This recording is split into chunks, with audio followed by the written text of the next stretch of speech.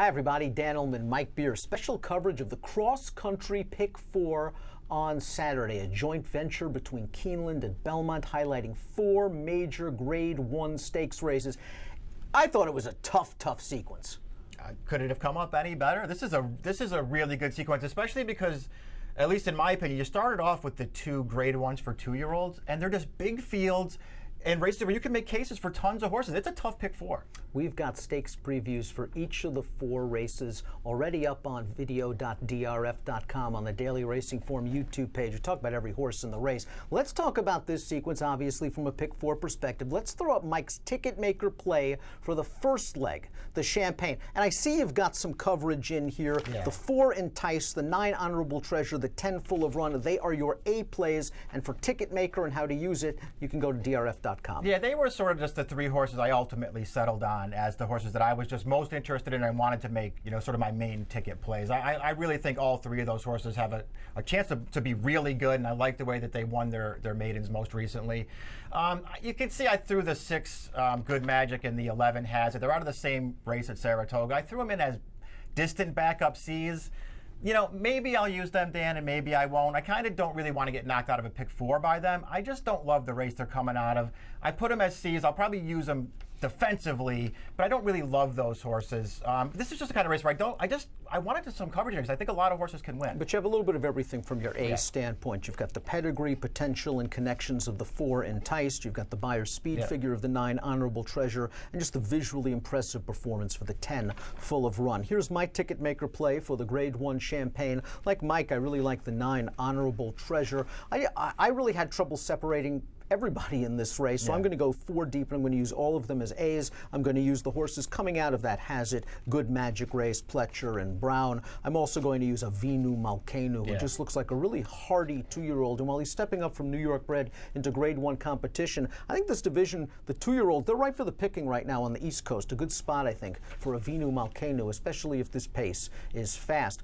The second leg of the cross-country Pick 4 is race number 8, 50-cent minimum wager. It's the Grade 1 Breeders' Futurity at Keeneland. And taking a look at Mike's Ticketmaker play, including the second leg, we're going to see that, again, this is a race where you're going to have some coverage. Yeah, I felt like this race was pretty wide open, too. You can just take note there that the 13 in my pick there was Enticed, who was going to scratch and run at Belmont Park in the Champagne. But either wherever he ran, I was using that horse. It sounds like he won't run here. So just 3 and 8 as my 2 main horses in the Pick 4. Lone Sailor, listen, I know it was a sloppy track, and I know that it was off the turf, and he was a main track only, all those things.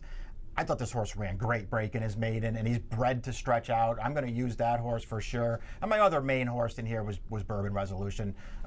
Way against the track 2 starts back when he was defeated by Lionite, who's also in this field. He turned the tables on that horse last time, and I thought he turned the tables on him readily. I really liked the way that he broke his maiden. So you would have 3 and 8 as A's. The 13 is expected to run at Belmont. You have the 7, Give Me a Minute, as a B. Do you have another B? My 2 B's were the 2 horses coming out. I must have sent in the wrong number. That's my fault. 7 and 9. The 2 horses coming out of the Hopeful. You and I have discussed this race already. I don't love the Hopeful as a race. I didn't really necessarily love either one of these 2 horses, but I recognize that they're contenders, and I will use them in the Pick 4. Here's my Ticketmaker play with the second leg, the Grade 1 Breeders' Futurity. I really like Dallas Stewart's runner, Give Me a Minute, coming out of the Hopeful. I like the distance for this horse. He really is bred, especially on the bottom 4 distance. The pace is projected to be fast. He has run some fast enough races. And while I know, Mike, you're not a big fan of the Hopeful, I think this horse is going to come with a big late run. I like what I've seen from him in 2 starts so far at Saratoga. The 8 Bourbon Resolution you talked about. It's a really big, good-looking horse that acts like he's going to appreciate stretching out in distance. The 9 Free Drop Billy will be my sole B. I don't want to get knocked out by this horse.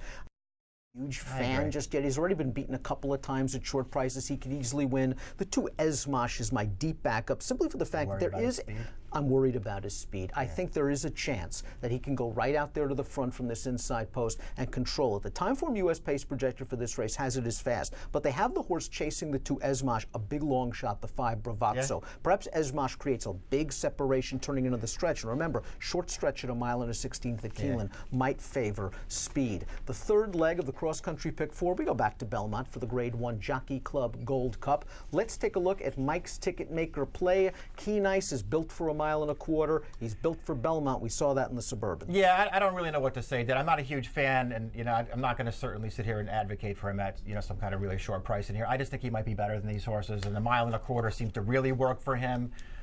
I debated about whether to use Rally Cry, my other horse, the 5, as an A along with Keen Ice, or just use him as a backup. I'm going to use him as a backup. I'm not sure that he's this good, but I think he'll get the right trip in this race. I loved his win 2 starts back. I'll use him as my backup, but I'm not really going to use anybody else. It's really an intriguing race. The mile and a quarter could very well be the key to this race because you have a Lone Speed, the 1 Diversify, Will he get the mile and a quarter? We know Keen Ice will get the mile and a quarter. That's why I'm certainly using him as an A in my third leg of the Ticketmaker in the cross-country pick 4. But again, I had trouble separating. I think Good Samaritan's going to come with a good run. I know the distance is going to be his friend. He's shown that on turf, that a mile and a quarter is fine for Good Samaritan. Pavel, the 4, has got all the upside potential. Keen Ice, the 7, really likes the distance. Like you, I wasn't sure what to do with Rally Cry. I'm a little bit afraid of him. I'm going to try to beat him. A, I'm not sure he wants the mile and a quarter, and B, I'm not sure he's this good. Yeah, I agree with all those things. I mean, this was a pretty tough race, and ultimately you went with the 2 3-year-olds, which I totally understand. I didn't really want them, but I totally understand using those horses in here. The anchor leg of this quality cross-country pick 4, joining 2 major Grade 1 races at Belmont, 2 major Grade 1 races at Keeneland. It's the Shadwell Turf Mile. It's your DRF.com formulator race of the day, which means when you head on over to the race of the day event page on DRF.com, you will access free formulator past performances for what should be a wide open and fantastic race. Here is the Mike Beer completed ticket maker. And again, remember, in the race 8, the Breeders' Futurity, your Bs are 7 and 9. Yeah, we'll see what happens here in race 9. I just sort of, the longer I looked at this race, the more I sort of felt like, at least in current form, that maybe the 2 Divisadero and the 6 Battle Rocks are just the 2 best horses in this race right now. I like that they're getting a shorter distance here for Divisadero. I don't think he wants a mile and a quarter. He didn't run well at all, I didn't think, in the Arlington Million, but I just don't think he wants to go that far. I love him cutting back here. Battle Rocks improving for Mott, running nothing but good races right now. I'm using those 2 horses as my A's. I threw the European import, Soudoyen, as a B. I don't know if he wants to go this far. I like his last couple of races, though. He'll get Lasix. I'll use him. And my other backups were the 8, Miss Temple City. I don't love her recent form, but I know that she can win, and I have to give Heart to Heart a little respect on the front end in here. They're going to be my 3 backups. There is the completed Mike Beer Ticketmaker ticket for the cross-country pick 4. Again, in race 8, his Bs are 7 and 9. Let's take a look at my completed ticket, the Grade 1 Shadwell Turf Mile. Let me tell you, I agree with Battle Rocks. I think that he is going to run another big one for Bill Mott. I think he has been hinting ever since the blinkers came on that he is this kind of a horse. And I think most importantly, they've changed his running style the last 2 races. They've gotten him more forward. And in a race like this, where the 10 Heart to Heart projects to be loose on the lead, Battle Rocks can't afford to give up too much ground. I think he'll be in close attendance, sort of with Miss Temple City in the stalking range. Like you, I'm a little worried about Miss Temple City's current form while recognizing she can win.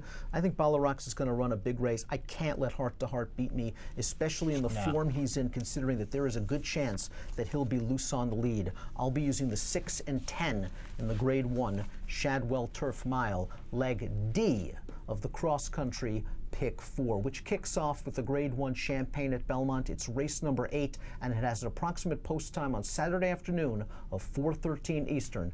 Good luck.